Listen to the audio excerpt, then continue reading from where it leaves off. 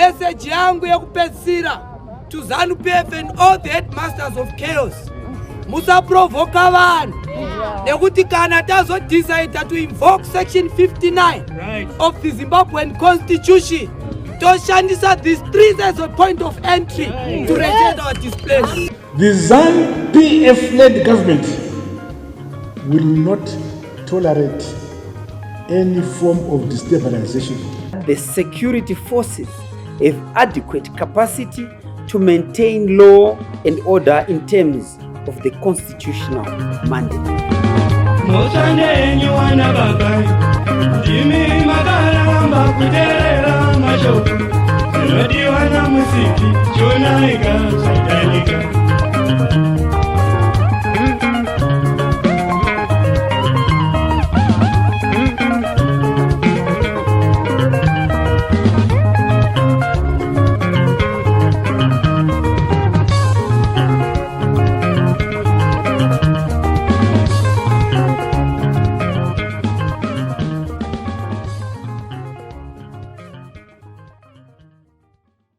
Politically, economically, and on the social scene, a lot has been happening in our country over the past few weeks. Now, the arrests of CCC supporters in Avondale at a private residence over allegations of threatening public peace. We have seen numerous threats being issued by the President of the Republic, President Emmerson Mnangagwa, ahead of the SADC summit that Zimbabwe will be hosting soon. And a lot of money that has been poured by government into preparations in hosting that SADC summit. Roads are being rehabilitated and even constructed. We have also seen villas, very expensive for the presidents who will be arriving in the country for that summit, that are being constructed in Mount Habden. In the courts, we have seen Moses Mpofu, Mike Chimombe, a Zanu PF Central Committee member, who are answering to allegations of 7 million got fraud. This all came into the public glare after a fight over a $40 million tender, an alleged fraud scheme also that involved Wikinel Chivhayo, the self-proclaimed son of President Emmerson Mnangagwa. He has so far been going scot-free. Now, we are going to be discussing these and many other political events, economically and also socially, on this, the Free Talk, in proud partnership with the Frederick Newman Foundation for Freedom. I'm your host as usual, Dara B. We talk to you, we don't talk through you. Join me after this break as we explore these matters.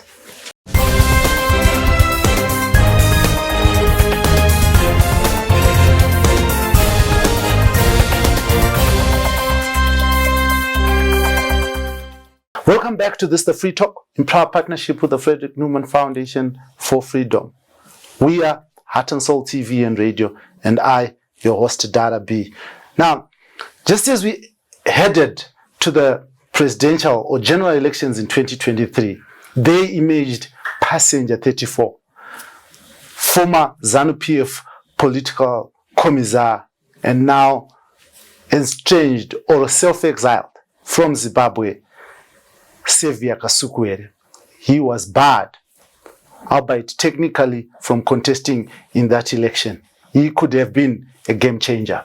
Now, most political players and presidential candidates surface and disappear from the radar just after the elections, only to appear after a 5-year cycle.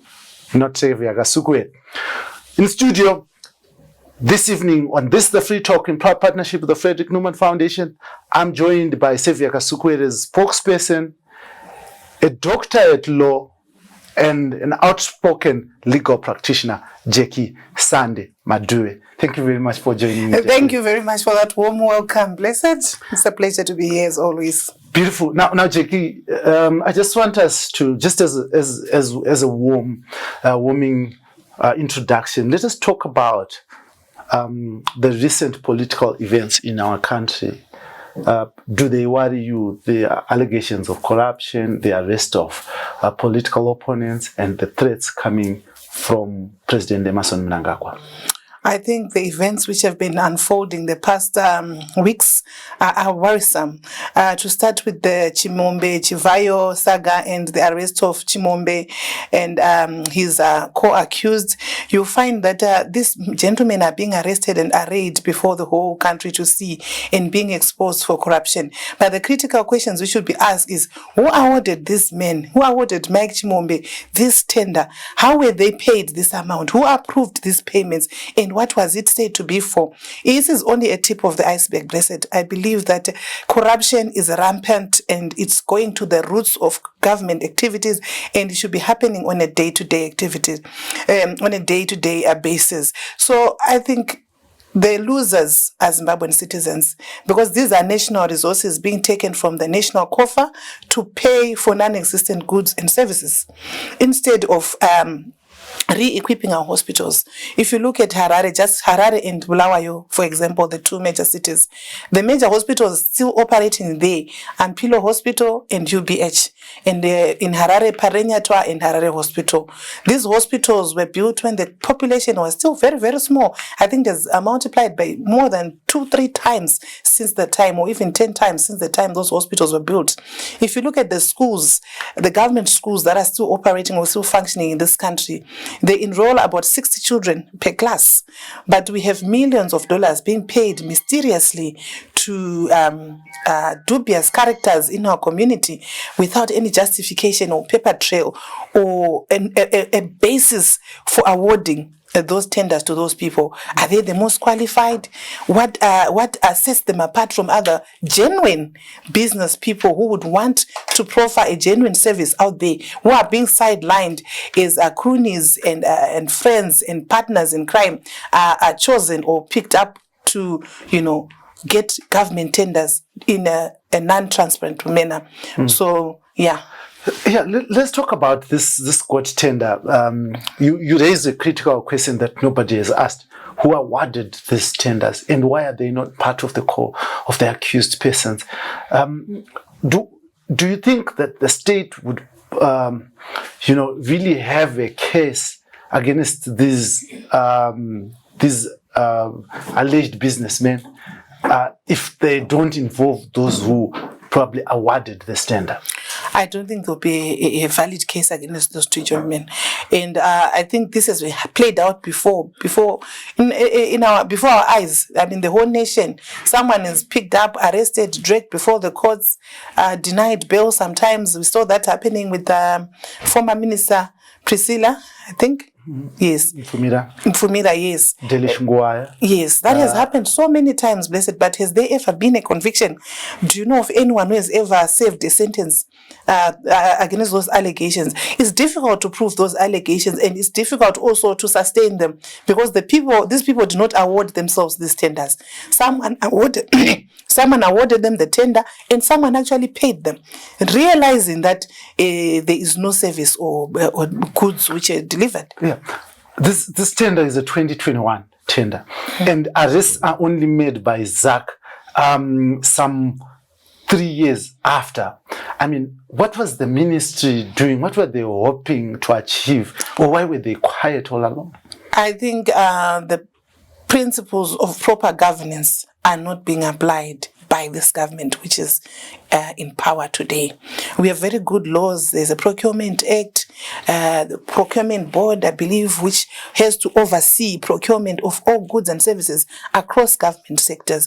And it was created specifically to outroot these shenanigans of awarding tenders to unsuitable people.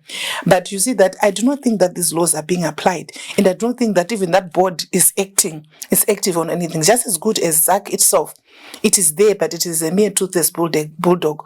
It speaks out now and again when people are complaining, but goes silent afterwards without having achieved anything. So why are we having these boards?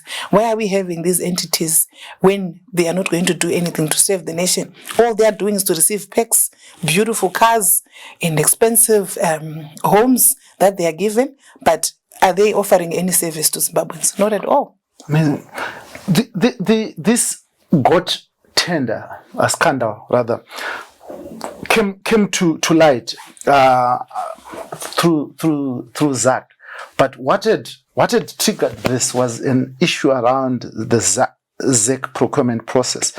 And ZAC is quiet about this. Does this worry you?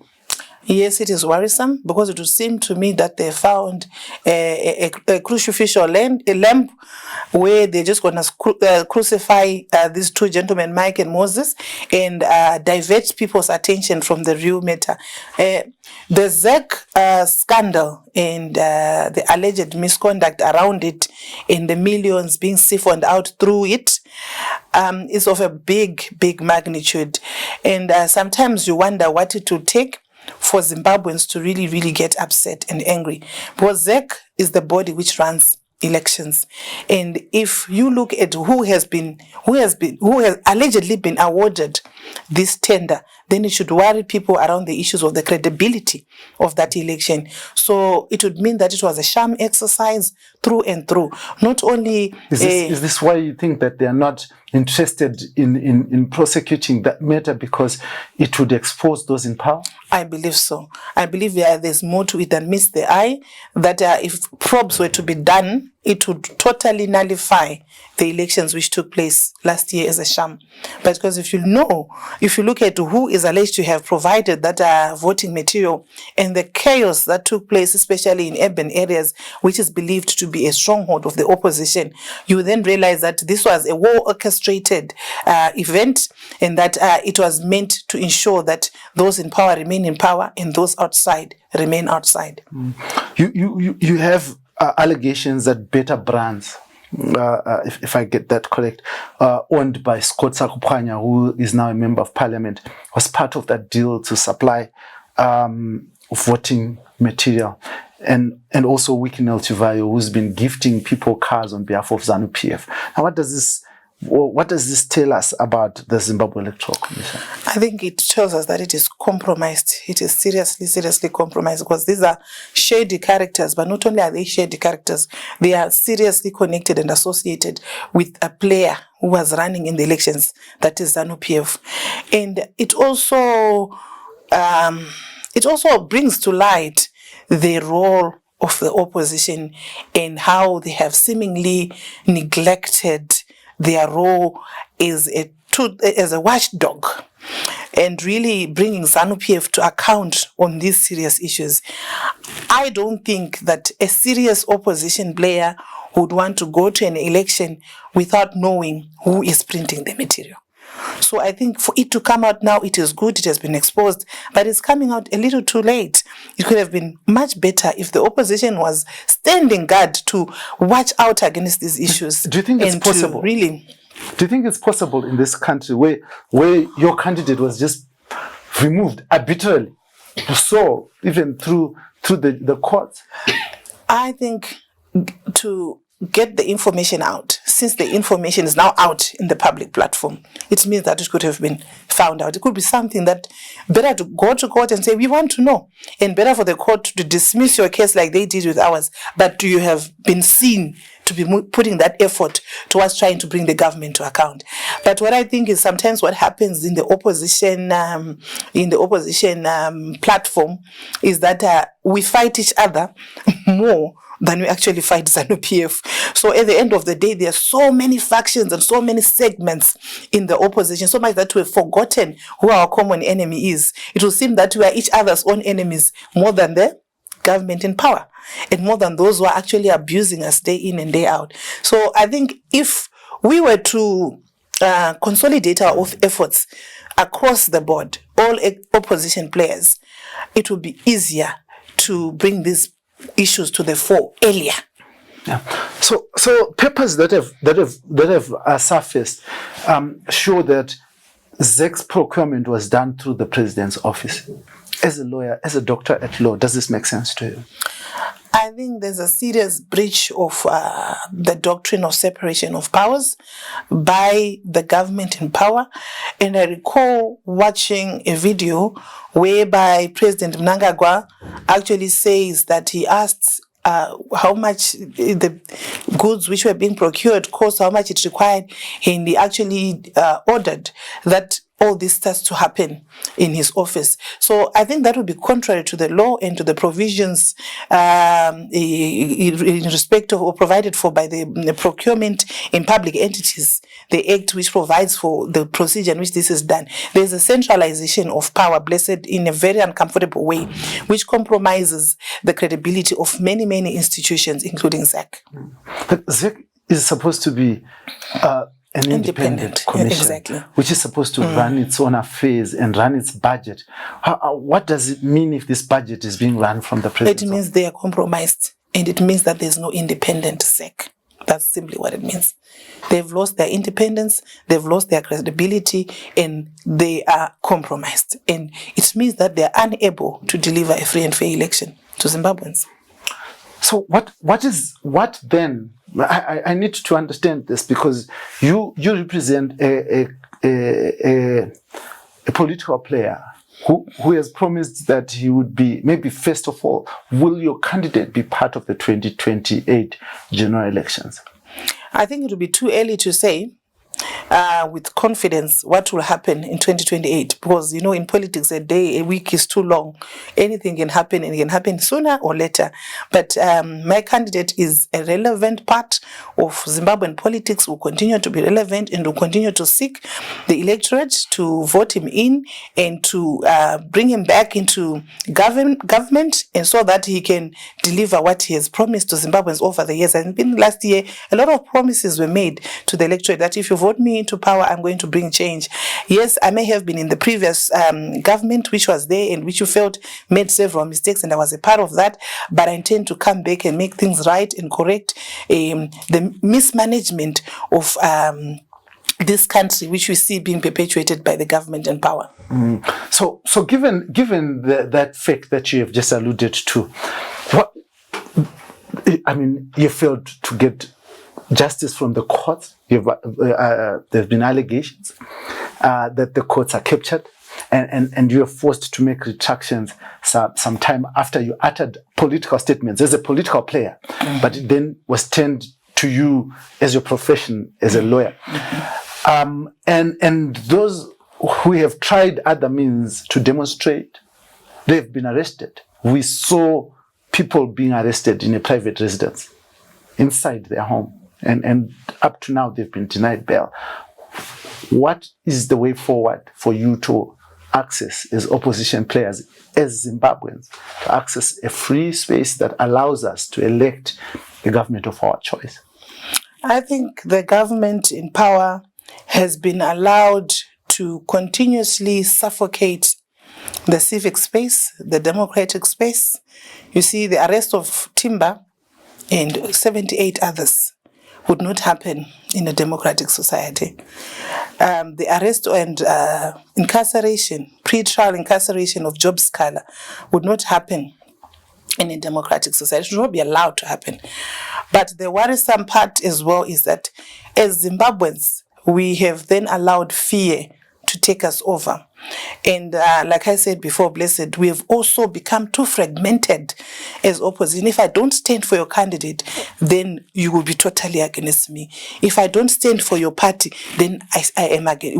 We stand against each other. So the way that we are now, it becomes difficult for us to unite and converge and rise up against all these dictatorial tendencies that we see. Ordinarily, ZAC's scandal, the alleged scandal involving Chivhayo, the president's office, and everyone, it would not go to pass without Zimbabweans going out into the streets to protest against such an eventuality. But because fear has been instilled in people, because the government has managed to suffocate diverging opinions, it means that people are afraid. And also one thing you also have to look at, Blessed, is that people are suffering. and the majority of Zimbabweans are self-employed. So any civic action that may be contemplated by any leader is different from the days of Morgan Tsvangirai, who commanded the respect of the ZCTU. When he would speak out to say, we are not going to work tomorrow, everyone will obey because they are employed somewhere and they are also united in their thoughts. So right now we are fragmented. We have those who are supporting Nelson Chamisa, we have those, the Westman Mube, the Chabangus, and ourselves, but none of us is converging on one issue. And those days, people were converging around Tsvangirai, the ZCTU, which then moved into MDC, which is now CCC. They were converged around it and agreed to what the grievances which were being raised by ZCTU and Morgan Tsvangirai. But as we speak, because people are self-employed, and if you look at those in government, they are underpaid. One day of not going to work, they miss out on, there's an opportunity cost lost. They are missing out on the opportunity to be corrupt, to get extra money by the side through corrupt activities. Those who are self-employed, if you're to call for action right now, they'll think one day without going into town with my msika, it will mean I've lost income for the day. So it is very difficult, and the government has taken full advantage of that. They know that people are suffering, and the likelihood that people will rise up against this government is very slim. And those who may want to rise up, those who may be saying, okay, I'm prepared to sacrifice myself, my business and everything, and rise up and speak out for what is right, then they will arrest you, detain you, deny you bail. By the time you get bail, you'll be ripe. When you get out, you'll be saying, no, I'm minding my own business. So that's how the democratic space in Zimbabwe has been constricted, through also the fragmentation of the opposition, which some also believe, if it has not been fueled by Zanu PF, at least Zanu PF has taken full advantage of it. For example, the Chabangu case. So Zimbabwe, at this moment, we need decisive leadership which will appeal to the people and speak out against these issues and really explain and elaborate to the electorate and to the citizens at large what it means for them. Because I think it's a few of us who are maybe the elite or those who are exposed who are speaking out against these issues. Okay, there's the ZEC allegations. How have we broken it down in simple terms and how it affects the men on the street so that they also feel aggrieved, so that they share in the grievance, and so that when we say, let's stand up against this, they'll be willing to partake of it. So I think it becomes then a conversation which is taking place at the top, which is not cascading down, and it lacks a decisive leader who is frequently and constantly speaking out and exposing these issues in the same manner that Tsvangirai would. With his own weaknesses, at that point he was a very effective leader because he would manage to quite elaborate what it means for the men on the street. So if someone argues that if the people are ready, a leader will appear, the people in Zimbabwe are not ready, what would you say? Totally agreed. Zimbabweans themselves are lethargic. I think what I have been saying this past few minutes is that the government has managed to take advantage of the economic struggles that the man on the street is facing. And if you are busy trying to fend for your family, the attitude that is now there is that of selfishness and self-centeredness. I have to look out for my family. I do not need to sacrifice myself for the country. But if you look at history, there has to be someone who's willing to pay the price.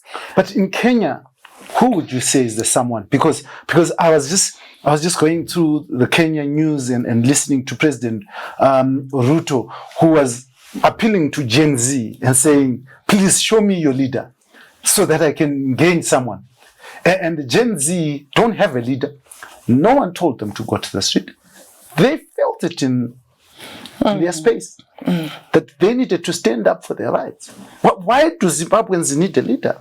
To feel that they don't have food in their house?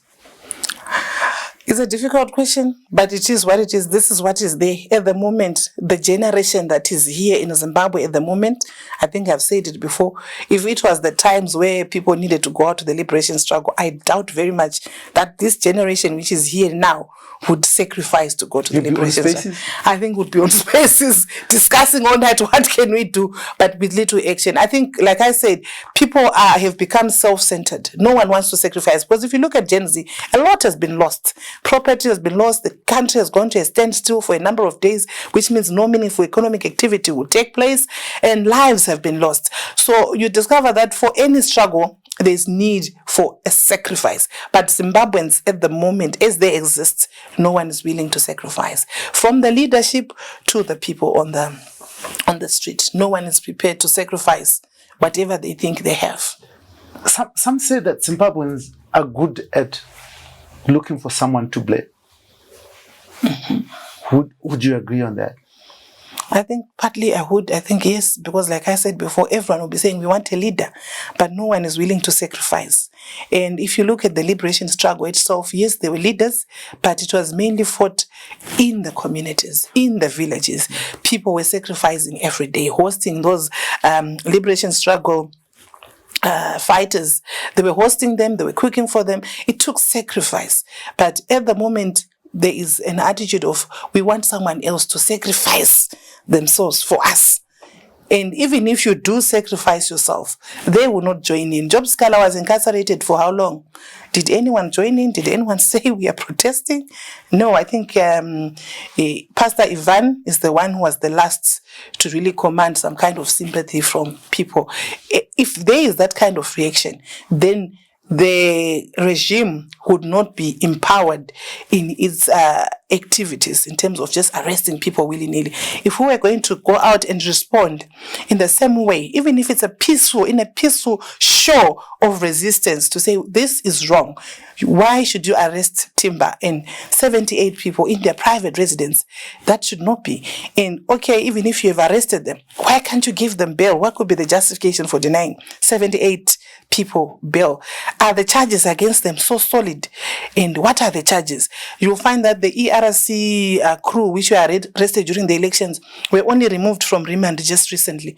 But what about the cost to them, the trauma and everything else? So the government has been in this habit of arresting people and releasing them, and they know that no one will bring them to account. Now, you said people are looking for a leader and the leader should appear. Your candidate is a leader, says he is a leader, and he wants to lead these people from the safety of South Africa. Does it make sense?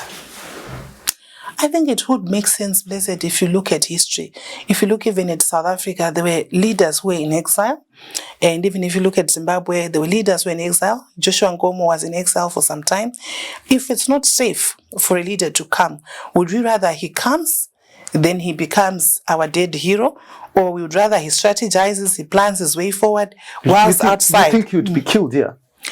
If there are concerns regarding his safety, which they are, then I think that it would be prudent and it would be better off for himself and for Zimbabweans to maintain their leader whilst he's alive rather than for him to come and become a sacrificial lamb. So as long as there are concerns around his security, if you look at the circumstances surrounding his departure, the November 2017 events, I think everybody has seen the video where bullets rained in his house, and it means that it was meant for him to be killed, and there was no concern for his safety or that of his family. His family was in that house at that particular moment, and the bullets still rained into the house.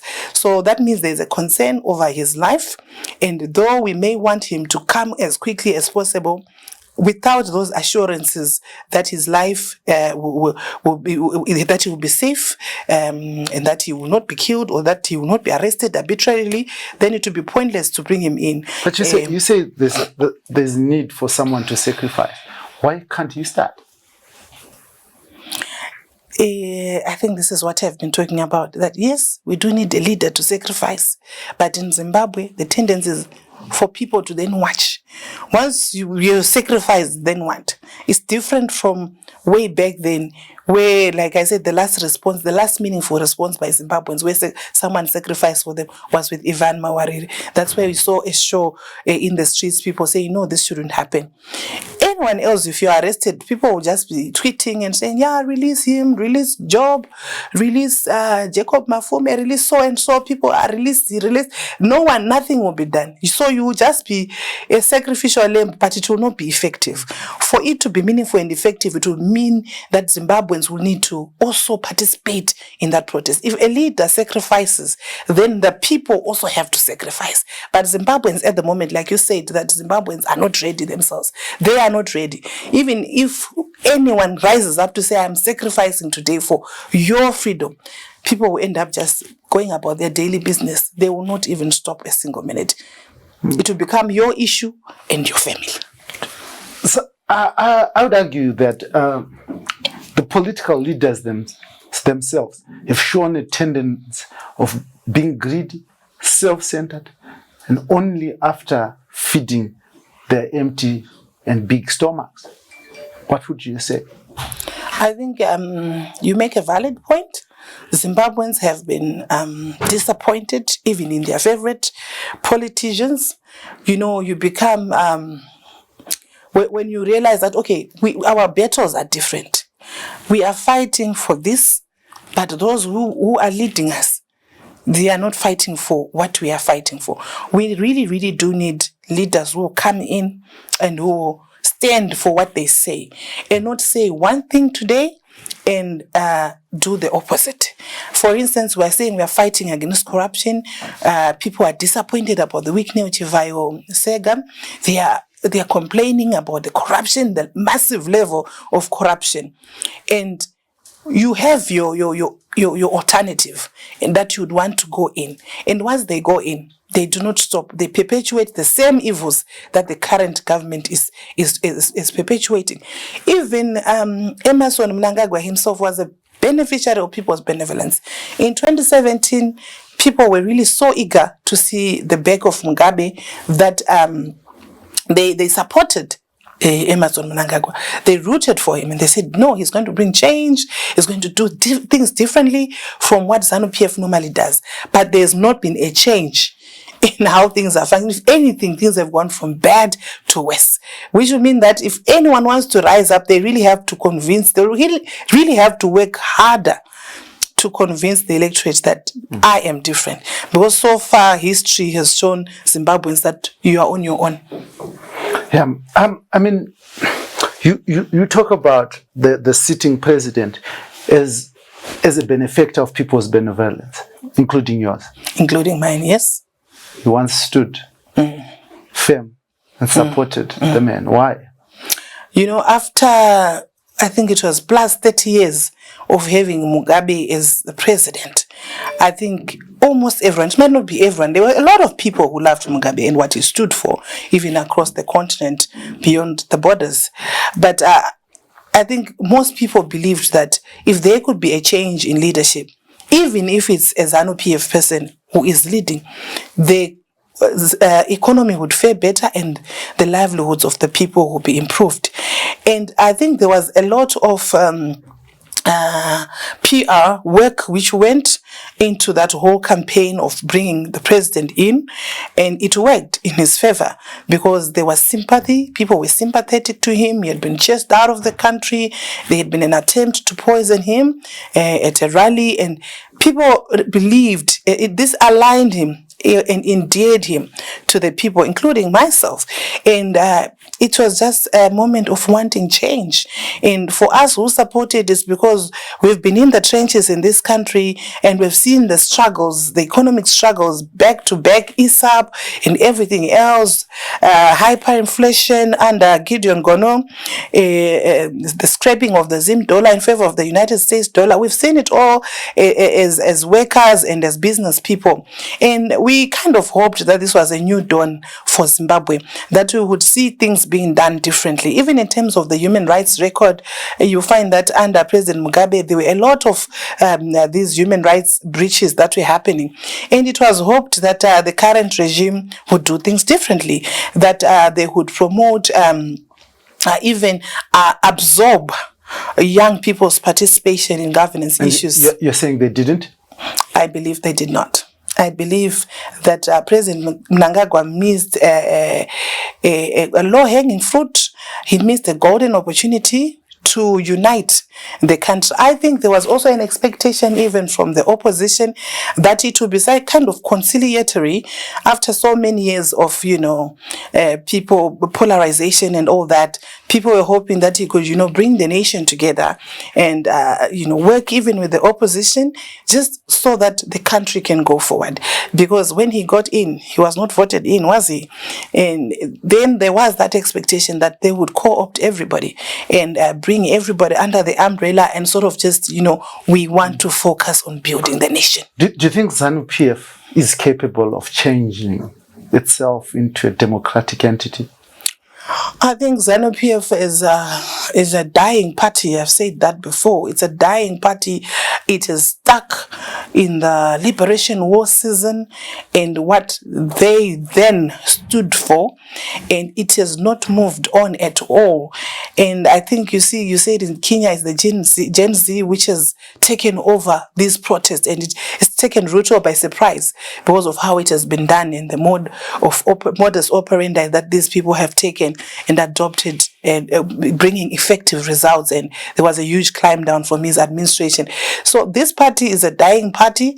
It has no room for change. They've shown that they cannot change. They've shown that they are not willing to look at new ways of doing things. You see, right now is our generation who were born around about independence. We have not had a chance to meaningfully participate in the governance issues of our country, which means that's a golden opportunity which has been lost. Every generation has got something to contribute and has got meaningful change to bring into. So you will see that because they are stuck in that era, they are not for any development. They are not concerned about developmental issues. They are not concerned about the welfare of the citizen. Is building roads, the building villages. Yes, you've taken the words out of my mouth. You do not build roads, blessed, just because visitors are coming in. The roads should be for Zimbabweans. So it means the roads should always be functional. We should not wait for a major summit for us to build roads so that visitors will use those roads. And we do not know about the durability of the roads which are being built, since they are being built in a haphazard and hurried manner. It seems they are being built merely for the summit. And it's caused so much inconvenience to people because all these works are works which should be taking place on a daily basis for the benefit of Zimbabweans to use good roads, not for us to appear like we are organized by building roads for visitors to come in and see. Yet every day we are walking through potholed roads which pose so much risk to drivers, causing accidents, causing damage to cars. We do not do that. So you find that those people. But is this not a trend across the world? I mean, when South Africa was about to host the World Cup, they built so much roads. They even put the gout train and stuff like that. When we were hosting the Chogam Summit, we just after independence built the Rainbow Towers, which is now one of the most iconic hotels in this country. We also built the National Sports Stadium when we were about to host international sports. I mean, is this not the manner in which countries develop? You see, the difference between us and South Africa, road works are ongoing. They are always about their roads. But when they are now about to host something major, it means they're just upgrading their efforts to suit the event which is taking place. But if you look at our roads, they are in a sorry state. They've been in a sorry state for a while. And what is happening is just to cover up for the dignitaries coming in for the summit. Yet on a day-to-day basis, if it was not for the summit, no one would be looking at those roads at all. And that should not be the case. We were talking about change, and you feel that Zanu PF can't change. Now come to your candidate. Your candidate is deeply rooted in Zanu PF. Has been Zanu PF since anyone can remember. Is he capable of change? I want to say that perhaps was a point of departure. Because if you look at that grouping as it was then, the G40 grouping, the idea was generational convergence, where you have to make sure that the old are slowly passing on whatever experience they have to the next generation so that they can also participate. There has to be generational consensus. So that is why it was then dubbed G40, to represent that move from that liberation struggle generation to the next generation. Because so far I think we're missing out even on the third generation that are not going to contribute to the governance issues of this country, because those who are in Zanu PF, who have been in Zanu PF since they fought for the liberation, are still holding on. But clinging on. Don't you? Some have argued and tend to agree with them that even these young ones who call themselves G40, the generation, they were more dictatorial than Mugabe himself. They didn't listen to other people's opinion, including your candidate when he was political commissar. He was bulldozing his way.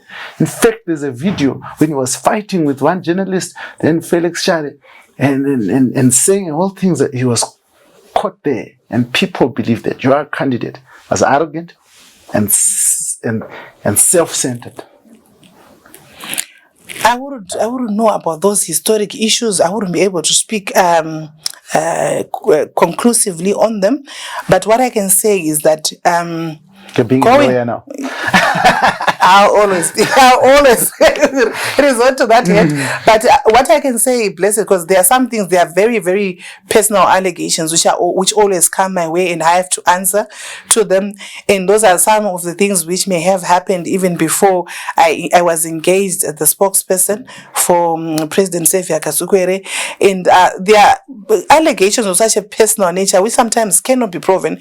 And then there are also allegations which maybe are justified, and it's only for someone to take lessons from them, especially now having a moment of reflection, being outside of power and mingling. I think what I admired about President Kasukuwere is his ability to mingle with people at this level now, this side of power, the way he is prepared to engage. And I think you've seen him in spaces engaging. It means that, not wearing that robe of power, he's kind of taught him some lessons as well, where he can now engage and really participate and listen to the grievances of the people at that level, and even have an opportunity to reflect on some of the decisions he may have had whilst he still had that power and that opportunity, and possibly just bring or steer the ship in the right direction going forward.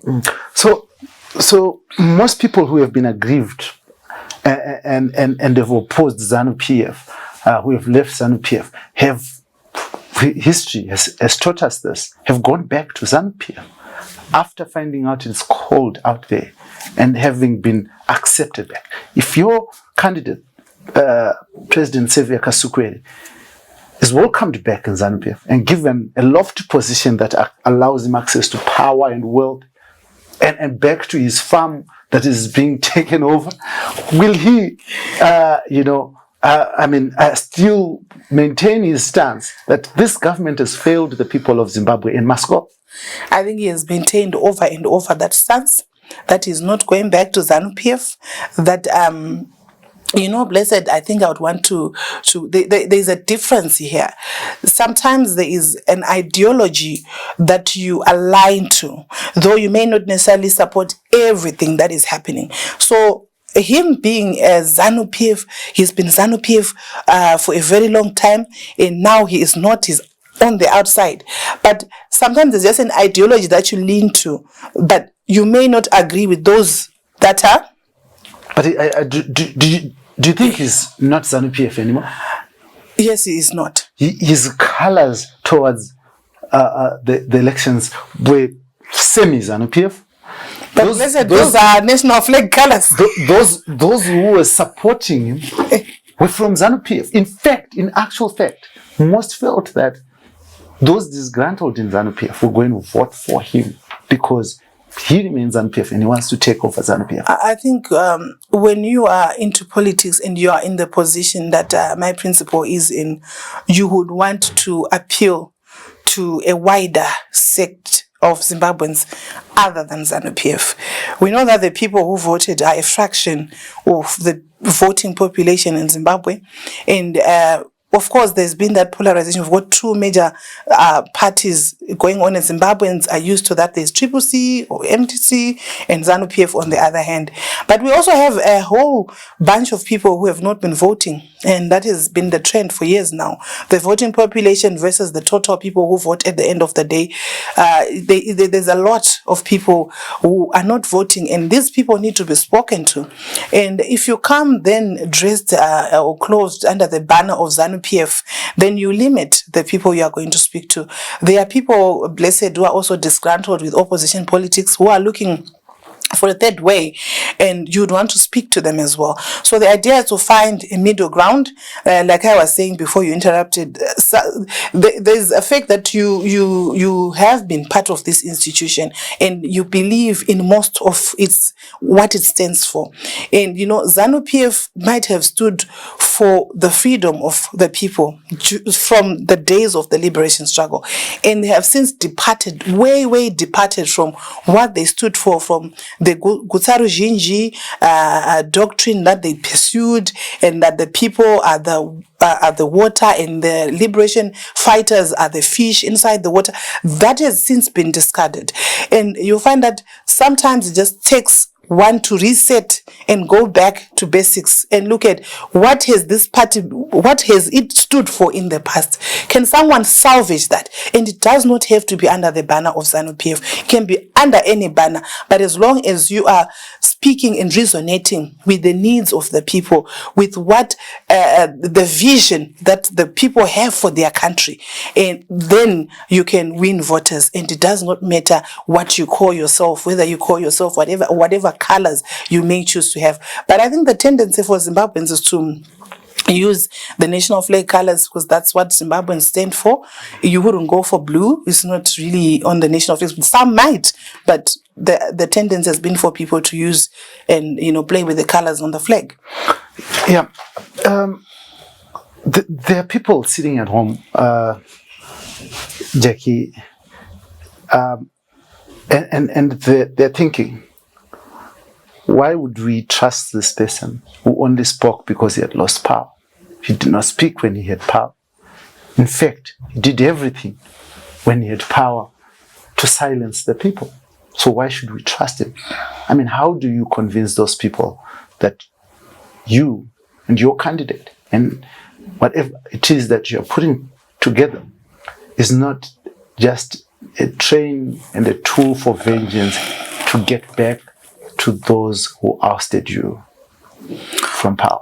I think the agenda is more, or is bigger than a personal agenda of trying to get retribution for being kicked out by those who are now the sitting administration.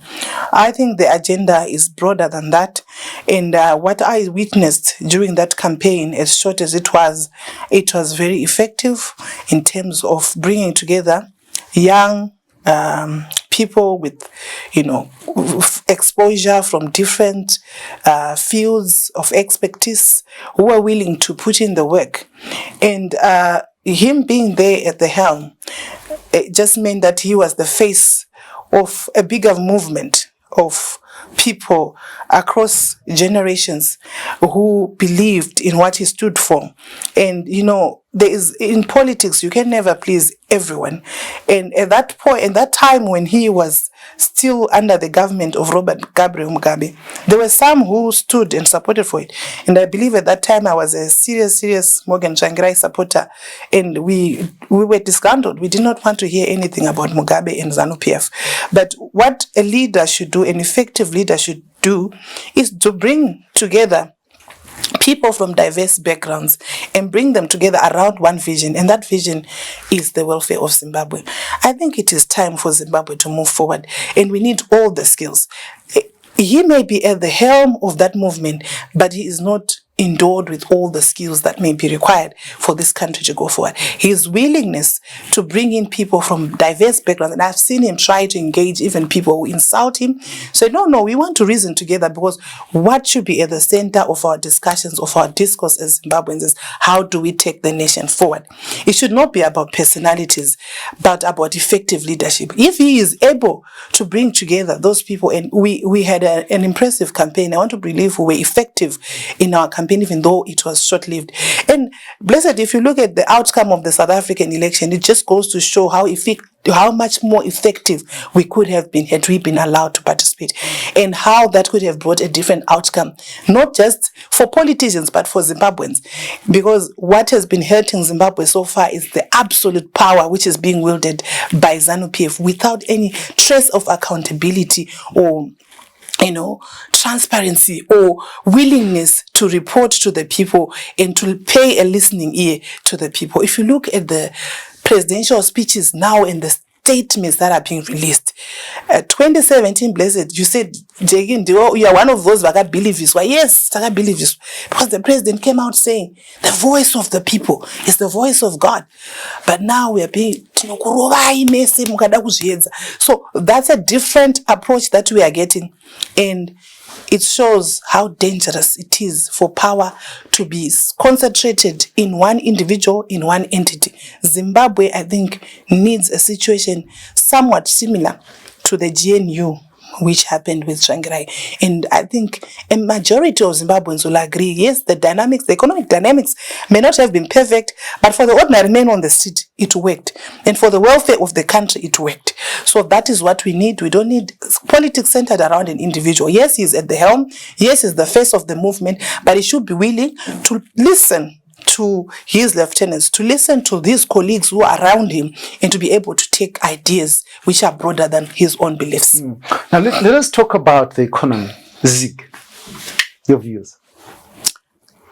Zig, I think these are just superficial instruments which are released on the people, but without any fundamental changes which are happening. You'll find that it's just rebranding, it's renaming of a currency. I think right now as we speak, there's already a big difference between the official rate and the black market rate. So it means we have not solved anything, blessed. It just means what we have done is to rebrand the problem and give it a new name.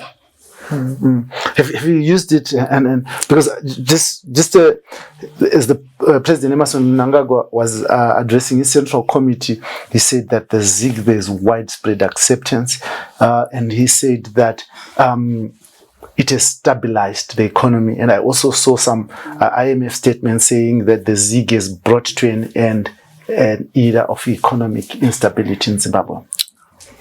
Blessed, for myself, I don't know whether I'm living in Zimbabwe or not.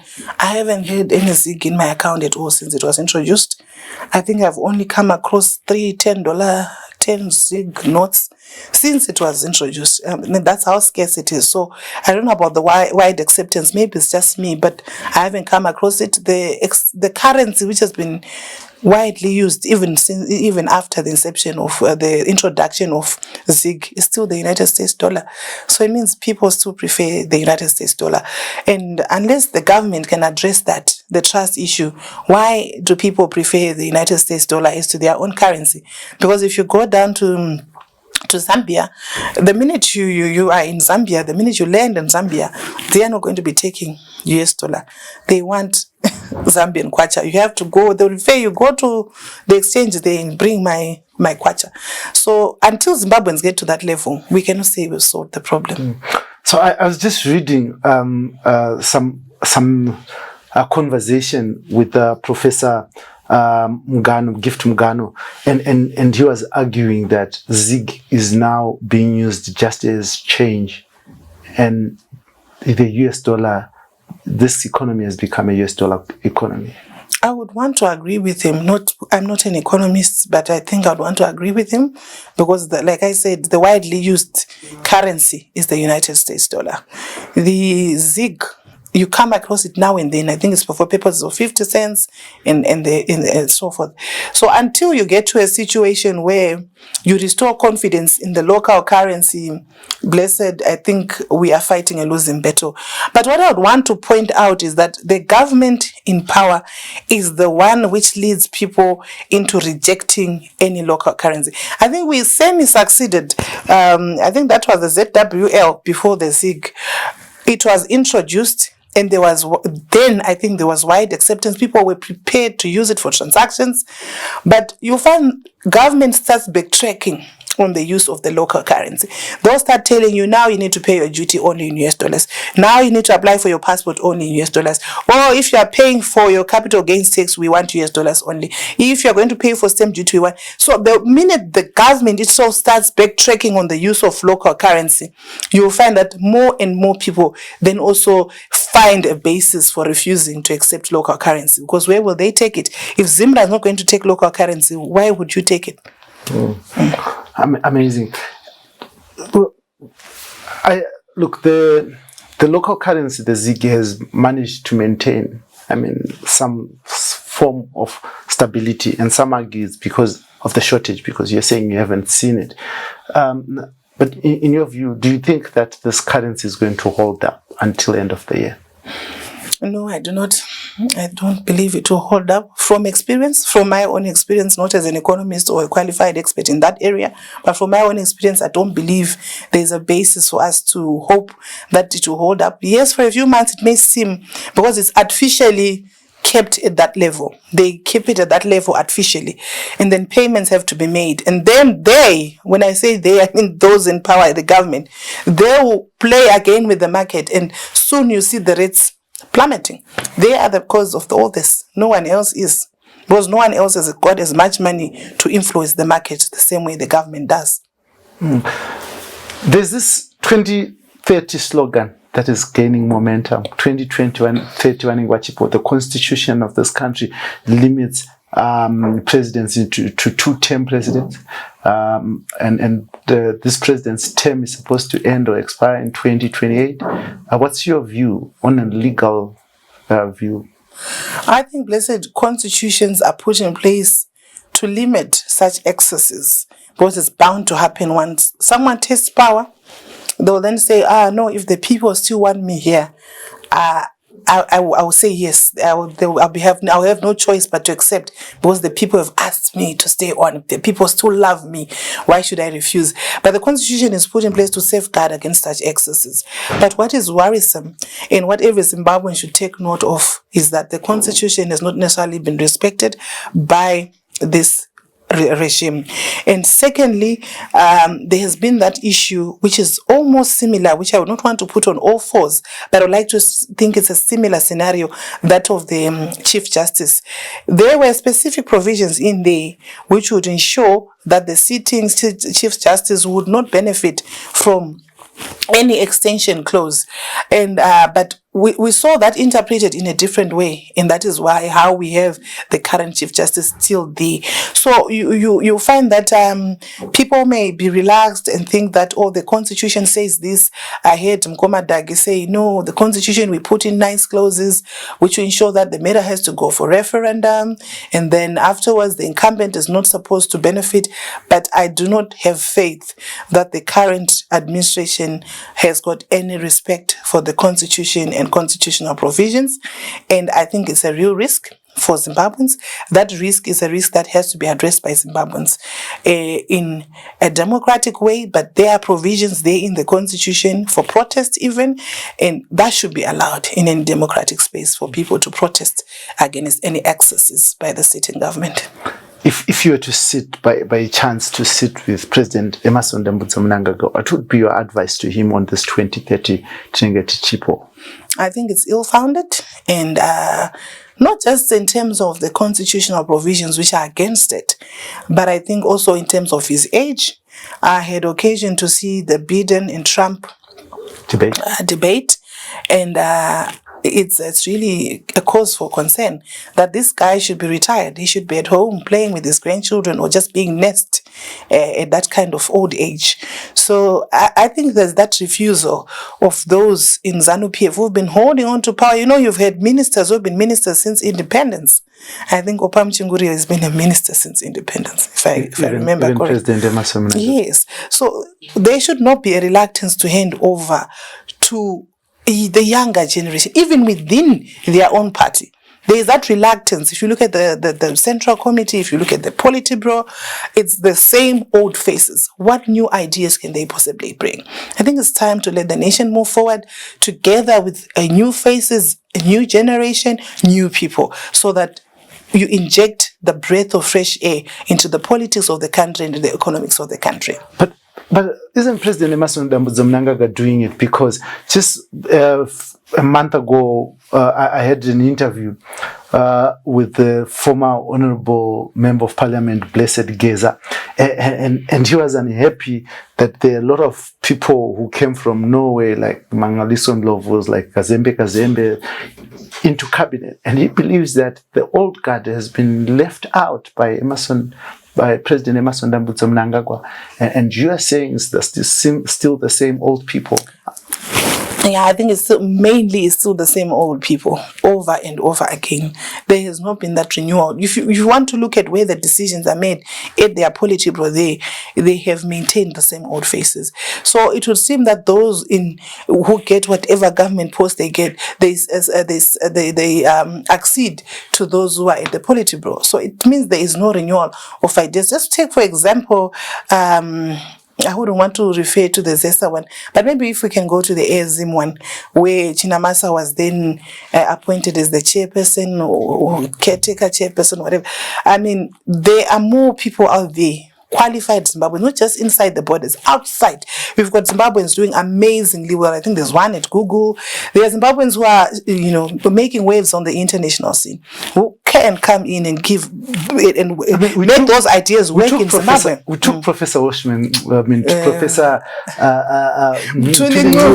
he assumedly are doing very well on the international scale, working. That's one thing I'm saying. That it's one thing to have a ministerial post, but who is actually wielding the power? If it's still the same old face in Politburo telling you what to do, then you may seem like you do not know what you're doing. So I'm not trying to absolve Professor Mthuli of any liability. I mean, he is a minister. He should be accountable for his failures and for his actions and for his policies. But at the end of the day, if decisions are made at party level and there's pretty much nothing you can do about it, then you may seem ineffective. Mm. Now, I want to thank you very much, Doc. Maybe just before I thank you, how was it doing your doctoral studies in law? Okay, no, it's not in law, Blessed. It's business administration.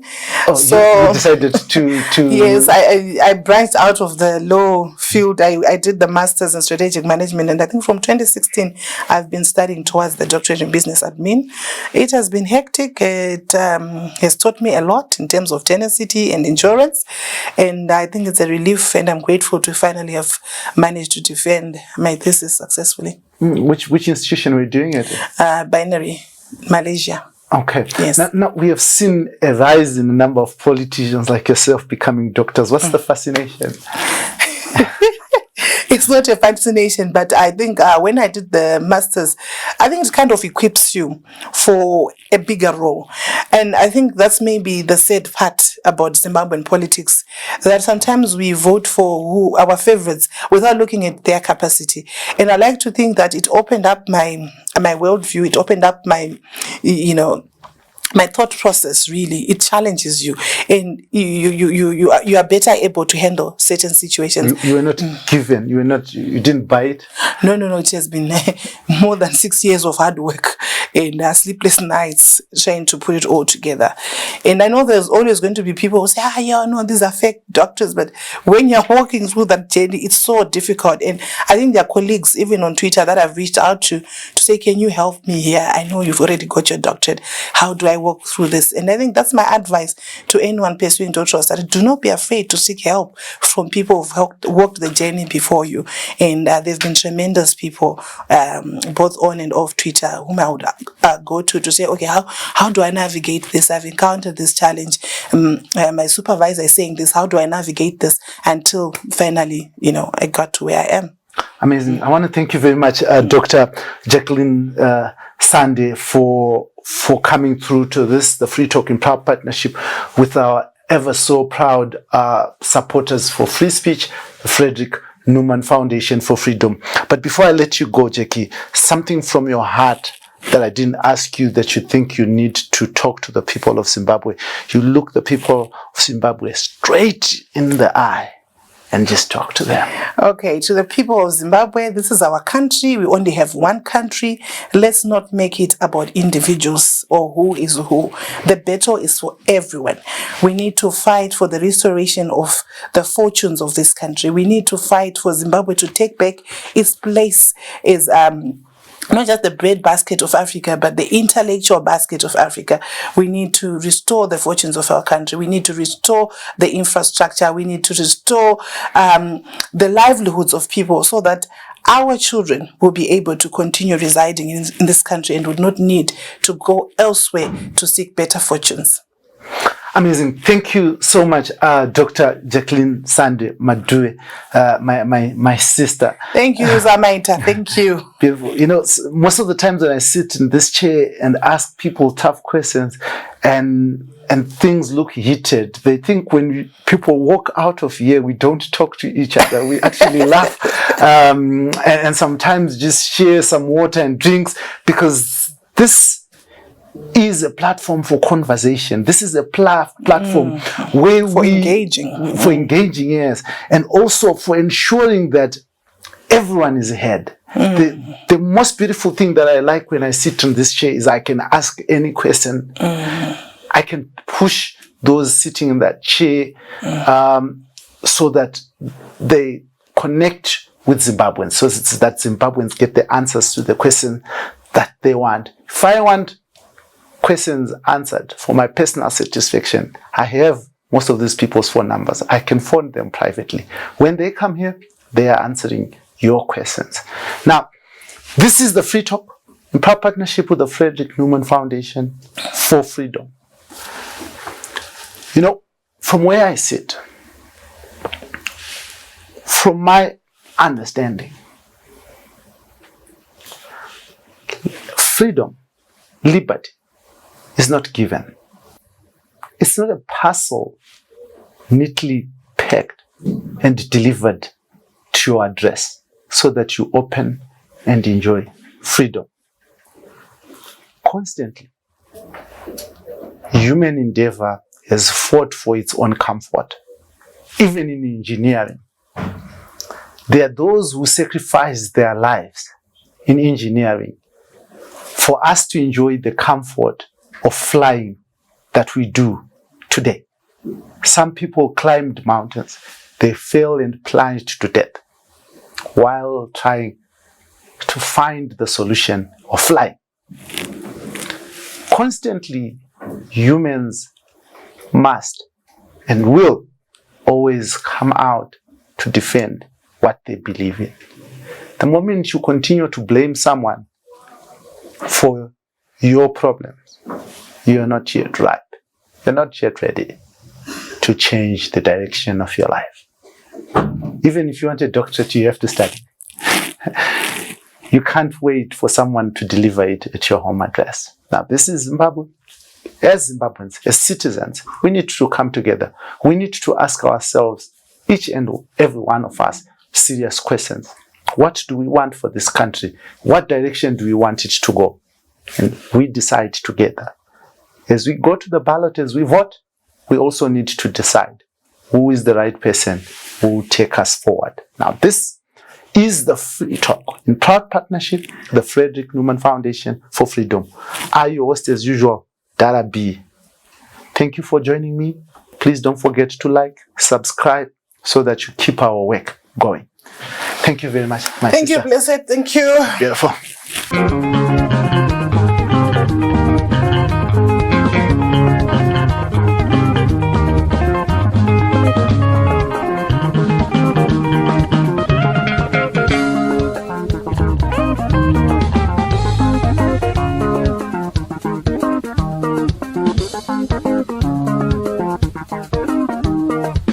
Mozanenyu baba ndimi makaramba kuterera mashoko zvinodiwa na musi